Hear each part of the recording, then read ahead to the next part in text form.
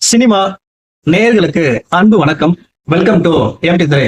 இந்த ஷோல லாக்டவுன் அப்படிங்கிற தமிழ் திரைப்படத்தினுடைய ரிவ்யூ தான் நம்ம பார்க்க போறோம்.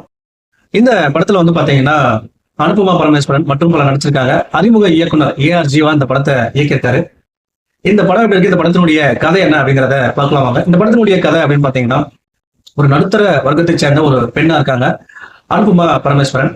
இவங்க வந்து பாத்தீங்கன்னா படிச்சு முடிச்சுட்டு வேலை இல்லாம சுத்திட்டு இருக்காங்க. அந்த டைம்ல தன்னுடைய தோழியோட சேர்ந்து ஒரு இரவு பார்ட்டிக்கு போறாங்க. அந்த பார்ட்டியில ஆண் பெண் அப்படிங்கிற வித்தியாசம் இல்லாம எல்லாம் குடிச்சிட்டு ஆட்டம் போட்டுட்டு இருக்காங்க. ஆரம்பத்துல தயங்கி உள்ள போறாங்க. பிறகு மெதுவா இவங்களும் குடிச்சிட்டு ஆட்டம் போடுறாங்க. கடைசியா மயங்கி விழுந்துறாங்க. இதை பயன்படுத்திக்கிட்டு ஒரு நபர், முகம் தெரியாத ஒரு நபர் வந்து பாத்தீங்கன்னா அனுபமா பரமேஸ்வரனை கர்ப்பமாக்கிறான். சோ இது அவங்களுக்கு தெரியாமையே இருக்குது. நாட்கள் போக போக ஒரு கட்டத்துல அந்த விஷயம் தெரிய வரும்போது அதிர்ச்சி ஆகுறாங்க. அந்த டைம்ல கொரோனா ஊரடங்கை வந்து அறிவிக்கிறாங்க.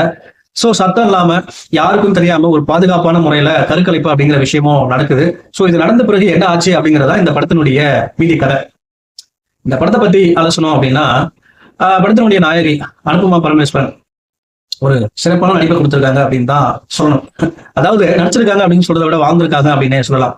ஒரு நடுத்தர வர்க்கத்தை சேர்ந்த ஒரு பெண் எப்படி இருப்பாங்க, அதாவது ஒரு விஷயம் நடந்துருச்சு, அதுக்கு பிறகு வந்து பாத்தீங்கன்னா அந்த பெண்ணினுடைய அழுத்தமா இருக்கட்டும், குற்ற உணர்ச்சியா இருக்கட்டும், பயமா இருக்கட்டும், அந்த வேதனையா இருக்கட்டும், அழுகையா இருக்கட்டும், ரொம்ப அழகா, ரொம்ப யதார்த்தமா ஒரு தனிமையில் இருக்கக்கூடிய ஒரு பெண்ணினுடைய உணர்ச்சியா ரொம்ப அழகா வெளிப்படுத்திருந்தாங்க அப்படின்னு தான் சொல்லணும்.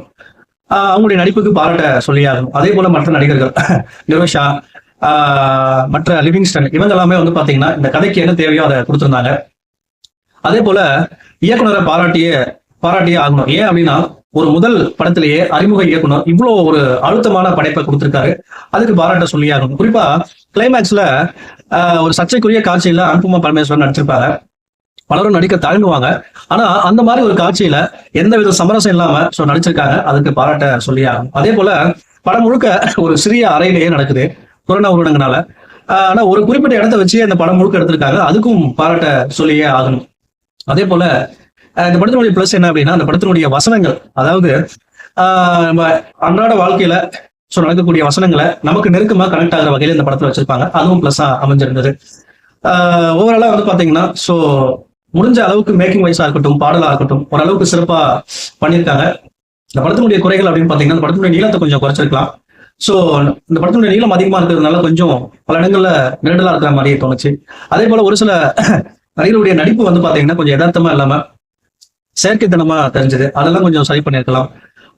ஓவராலா வந்து பாத்தீங்கன்னா ஒன்ஸ் பார்க்கக்கூடிய ஒரு படம் தான் இந்த படத்துக்கு. அதே போல இந்த படத்தினுடைய இயக்குனர் அனிதாவுடைய வாழ்க்கையில நடந்த விஷயத்த, அந்த சம்பவத்தை ஒரு சினிமா தனத்துக்குள்ள அடக்காம அனிதா சந்தித்த மனிதர்களையும் அவ எதிர்கொண்ட அந்த போராட்டத்தையும், அதே போல பிள்ளைகள் பெற்றோர்களை எப்படி அணுகுறாங்க, போதை கலாச்சாரத்துல இந்த உலகத்துல எப்படி நம்ம விழிப்புணர்வா இருக்கணும் அப்படிங்கிறத ரொம்ப அழுத்தமா சொல்லியிருக்காரு.